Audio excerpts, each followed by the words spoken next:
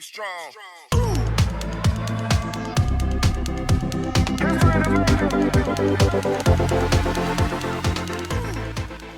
Welcome back to another episode of Wealthy Choices with Steve and Tyler. We are outside for the first time today. We're going to try this out. Love it. Why not, right? Right. The weather's nice here in May, which is fantastic. Today we want to talk about, the home buying plan now increased to $35,000. So it's the first time home buyers plan. And it's a plan that allows you to take money out of your RSP to fund the purchase of your first home. Okay.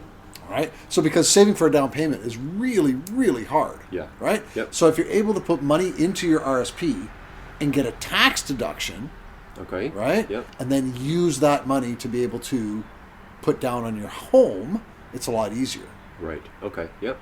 Does that make sense, right? Yeah. So if you're in the 40% tax bracket and you want to save $10,000 for your down payment, you put $10,000 into your RSP, that's going to give you $4,000 back in income tax, Okay. right? Yep. So now that savings, that $10,000 savings that you've had, really only cost you $6,000 out of your pocket because the government gave you the refund for your RSP. Before the AC cut us off, you were saying first-time home buyers qualify for this. Yes. Okay. However, the rules, what they really say is that if there's been a 4-year period between you owning a home, then you become a first-time home buyer again. So for situations like divorce, where separation, maybe you did own a home with your partner, you've now not had a home that's been owner-occupied in 4 years, which also includes any common law spouse or partner that you have. So if neither one of you have owned a home that you've lived in for a 4-year period, you're a first-time home buyer and can qualify for this program. Fantastic. So we all know how RSPs work, and if you don't know, we have another video. You can check that one out here, and we'll put the link there. But what you may not know is you can use your RSP to buy a house.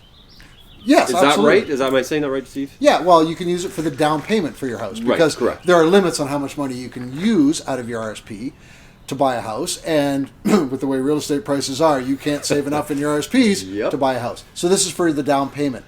Now, the reason we're talking about this today is because the amount that you can use for your RSP has been substantially increased. It's now $35,000 that you can use. And as a couple, you've each got that. So you can use up to $70,000 out of your RSPs, $35,000 each, as a down payment on your first home. Wow, yeah. What was it before? What was the limit? It was $20,000 before. So that's a pretty good increase Yeah, then, hey? yeah. Recognizing that house prices have gotten a lot more expensive. Right. Okay. What's next, Steve? What are we talking about next? Well, there are some, what other rules are there to the program? So, So who qualifies? Is that the... Well, we did the who qualifies, right? So if you've got money in your RSP, you're allowed to take that money out. Now, the money has had to have been in your RSP for at least 90 days. So if you are thinking about buying a home, you're getting ready, you're talking about it with your spouse, you're going out and looking at homes, you have to know that if you want to take advantage of this, the money either has to already be in your RSP or you've got to be getting it in there right away, because between the deposit date into the RSP and closing date has to be at least 90 days to take advantage of the program. So what that means is you can't find a house and say, we're moving in a month, put a bunch of money into your RSPs and take advantage of the program. You have to have at least 90 days between deposit and withdrawal under the home buyer plan. Okay. Is there any other stipulations or rules to that? It has to be in there for 90 days. Home, any other rules that you know about? You have to pay it back. Okay, that's a good one. It's not just free. It's not just money that you have to take out. Technically. Now, so you're paying yourself back. You're not paying somebody else back.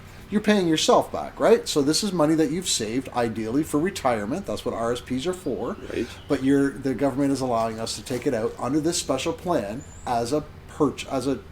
to use to purchase your first home. So you do have to pay yourself back.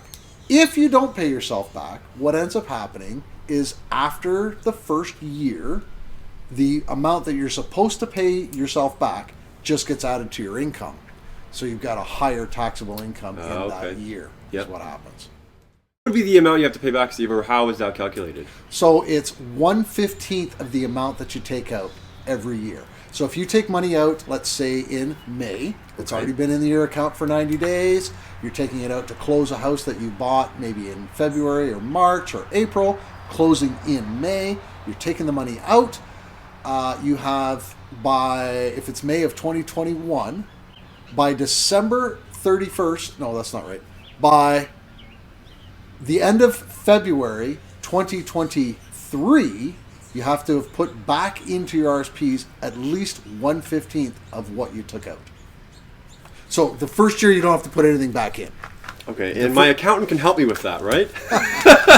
Yes, your accountant can definitely help you Okay. with this. And the information is also found on your notice of assessment and in My Account on the government website. Can tell you exactly how much you have to put back in every year. But essentially, you take money out. That first year, you don't have to put anything back in. They give you the first year because they know you've just bought a house. The government realizes that maybe you don't have the money to go back into your RSP in the Sure. first year. Yep. So, but by the end of the RSP season of the second year, you have to have at least that much bought, or it gets added to your income. So, in summary, basically, we hit on the high points on this topic. If you want more information, I would definitely talk to your advisor about it because they're going to be able to know the ins and outs of this situation. Anything else to add there, Steve? Well, it's your particular situation that we want to make sure you're getting advice on because Right. everyone's situation is different.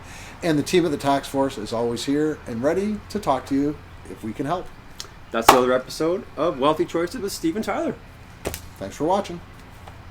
Boom. Look at that. This feels so much better, Steve. Yeah? Awesome. Oh, excuse me.